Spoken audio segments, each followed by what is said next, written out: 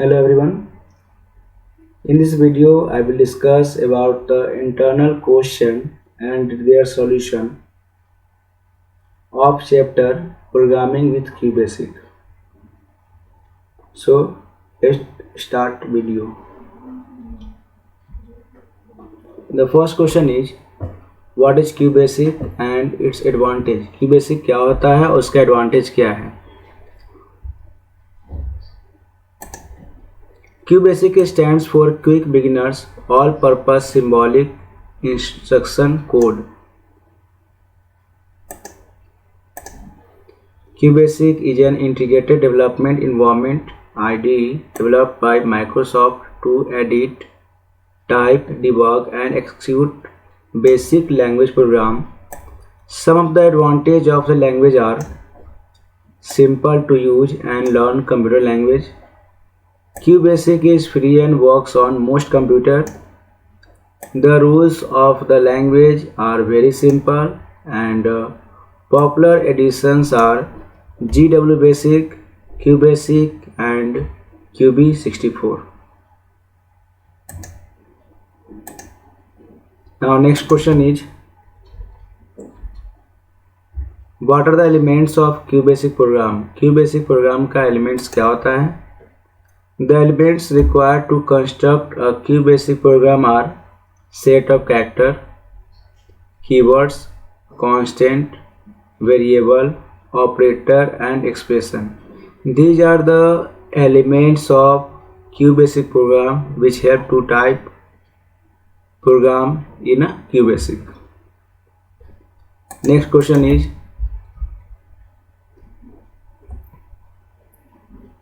what is a character set? Character set is defined as a set of symbols used by a programming language. QBasic used the given symbol as its character set. यानी character set एक ऐसा set होता है जिसमें आपका symbols होगा, number होगा, alphabet होगा, जिसके द्वारा हम लोग QBasic में प्रोग्रामिंग को लिखते हैं. आप लोग यहाँ बॉक्स में देख सकते हैं कि alphabet, numbers and special characters दिया हुआ है. With the help of these characters set we can able to type program in QBasic. Now next question, what are keywords. Keywords क्या होता है. Keywords are those words which have a special meaning in QBasic. The keywords are also called reserved words.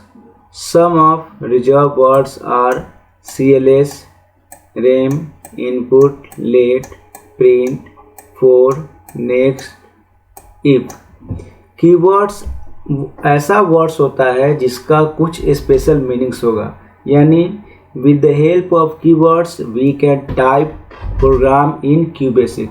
QBasic में हम लोग keywords के मदद से programme को टाइप करते हैं और कीवर्ड्स को अगर दूसरी भाषा में कहे तो रिजर्व वर्ड्स भी कहा जाता है, क्योंकि रिजर्व वर्ड्स वो वर्ड्स हो गया जिसके मदद से जिसके द्वारा हम लोग QBasic प्रोग्रामिंग लैंग्वेज में प्रोग्राम को टाइप करते हैं. एग्जाम्पल में आप लोग देख सकते हैं CLS है, रेम कमांड है, इनपुट कमांड है, लेट कमांड है, प्रिंट कमांड है, नेक्स्ट कमांड है. इसके अलावा भी आपका बहुत सारा कमांड हो सकता है और होते हैं. आपका नेक्स्ट क्वेश्चन होगा व्हाट आर कांस्टेंट. कांस्टेंट क्या होता है. कांस्टेंट आर द डेटा और the value in a program that can not be change during the program execution. Constant ऐसा डेटा होता है या वैल्यू होता है प्रोग्राम का जो प्रोग्राम रन करने के बाद भी उसका आउटपुट जो है वो चेंज नहीं होगा. यानी कहने का मतलब ये हो गया कि जो इनपुट आपका यूजर द्वारा दिया जाता है वही इनपुट आपको एज ए आउटपुट आ जाएगा. यानी कि इनपुट और आउटपुट में कोई डिफरेंसेज नहीं होगा. जो हम उसमें डेटा को एंटर करेंगे एज ए आउटपुट वही आपका डेटा आ जाएगा. वो आपका कांस्टेंट होता है. कांस्टेंट आपका दो तरीके का होगा. एक होता है स्ट्रिंग कांस्टेंट और दूसरा होता है numeric constant. Now next question, what are variable? Variable क्या होता है? Variable is a place in the computer memory which has a name and store data temporarily. यानी वेरिएबल कंप्यूटर मेमोरी का एक ऐसा लोकेशन होता है, प्लेस होता है, जहां हम लोग डेटा को टेम्पोरली स्टोर करते हैं। यानी जब तक कंप्यूटर आपका ऑन है तब तक आपका डेटा शो करेगा, अदरवाइज आपका कंप्यूटर शट डाउन होने के बाद आपका डेटा जो है स्टोर नहीं रहेगा। Next question, what are the rules for naming a variable? Variable को लिखने का क्या नियम है, क्या रूल्स है? Rules for naming a variable are, a variable name must begin with a letter. यानी वेरिएबल का नाम जो है वो लेटर से स्टार्ट होना चाहिए। Variable name can have alphabet and numbers. Variable के नेम में अल्फ़ाबेट भी हो सकता है और नंबर भी हो सकता है। No special character allowed in the name except for underscore. Underscore के अलावा हम कोई भी स्पेशल कैरेक्टर को इस पर यूज नहीं कर सकते। यानी जो सिंबल्स होता है, स्टार, हैश, क्वेश्चन मार्क, कोई भी सिंबल जो होता है उसे हम लोग वेरिएबल में यूज नहीं कर सकते हैं। Space is not allowed in a variable name. अगर आप कोई वेरिएबल नेम देते हैं तो उसमें आपका स्पेस जो है वो अलाउड नहीं होता है। यानी आप वेरिएबल में स्पेस को नहीं दे सकते हैं। Now next question,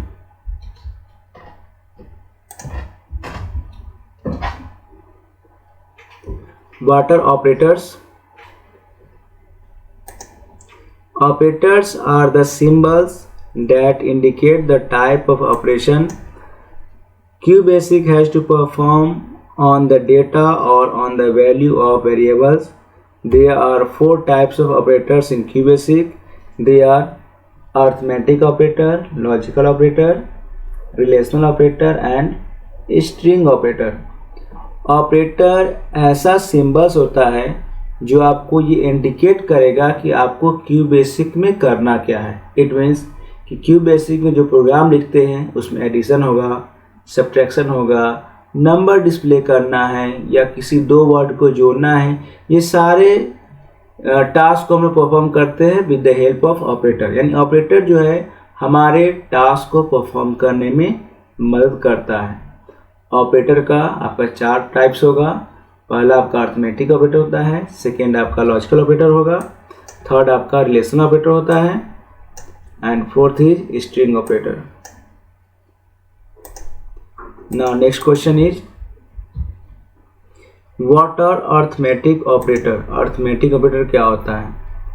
arithmetic operator are used to perform mathematical calculation like addition, subtraction, division, multiplication and exponent. Yani with the help of arithmetic operator we can do all the mathematical calculation, basic calculation just like addition, subtraction, division, multiplication and exponent. आप लोग देख सकते हैं example में ये आपका operator कुछ दिया हुआ है। These operators are used in arithmetic operators. This is help in addition, subtraction and if you want to find the power of any number we can use arithmetic operator. Now next question, what is hierarchy of operation?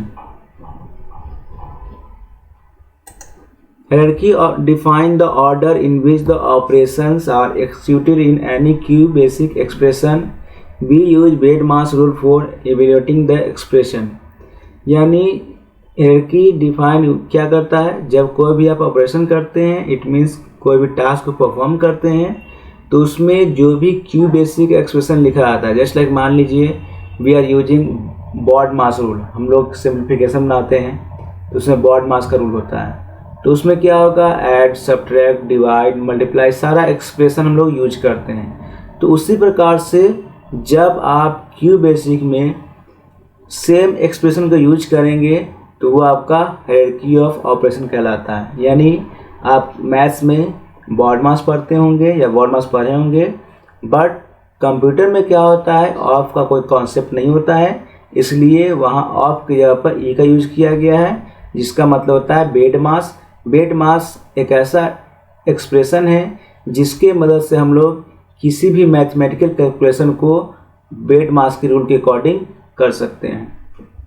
जैसे b से bracket हो जाता है, आपका e से exponent form यानी power का form होता है, d से डिवाइड हो जाएगा, m से मल्टीप्लाई, a से addition and s for subtraction. Now next question, what is relational operator? Relational operator क्या होता है? A relational expression is used for comparing two quantities by using any of the following relational operator। यानी relational operator का use वही होगा जहां आपको दो नंबर के बीच में कंपेयरिंग करना होगा। नंबर बड़ा है, छोटा है, या फिर आपका नंबर ग्रेटर देन में आएगा, इक्वल टू में आएगा, ये सब हम नंबर को कंपेयर करना है तो हम लोग रिलेशनल ऑपरेटर का यूज करते हैं। आप लोग देख सकते हैं एग्जाम्पल के तौर पे, यहाँ a का वैल्यू 5 दिया हुआ है, b का वैल्यू 7 दिया हुआ है और यहाँ आपको रिलेशनल ऑपरेटर है। With the help of this operator we can compare number.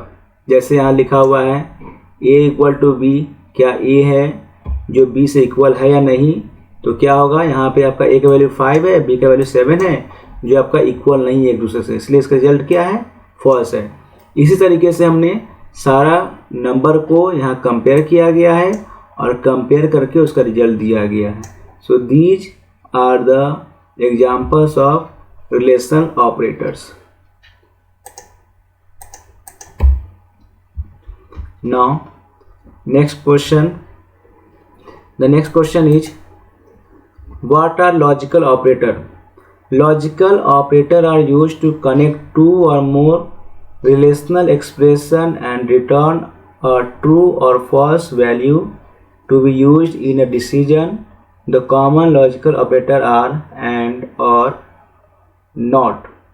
देखिए लॉजिकल ऑपरेटर का यूज कहाँ करते हैं हम लोग? रिलेशनल ऑपरेटर में दो नंबर को कंपेयर करना है तो वहाँ पे यूज करेंगे, बट अगर दो से ज़्यादा नंबर है तो उस कंडीशन में हम लोग लॉजिकल ऑपरेटर का यूज करेंगे। इसमें क्या होगा कि दो या दो से ज़्यादा नंबर अगर आपका है तो हम लोग लॉजिकल ऑपरेटर का यूज करेंगे।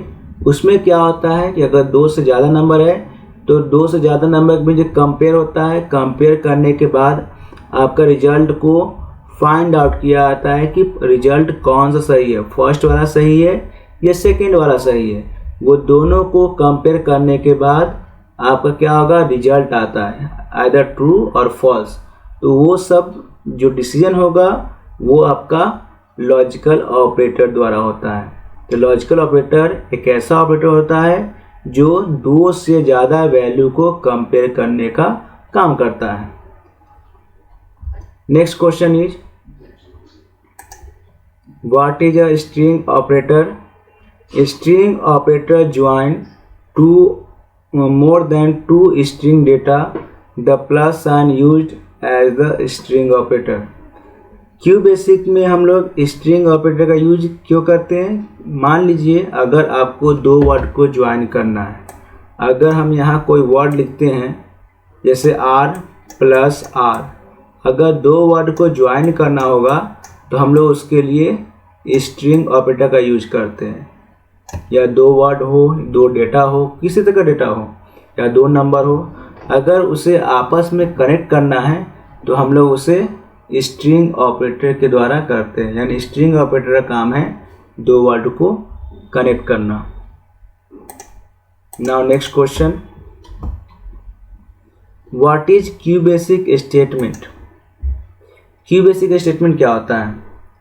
A statement is an introduction written by using commands of QBasic।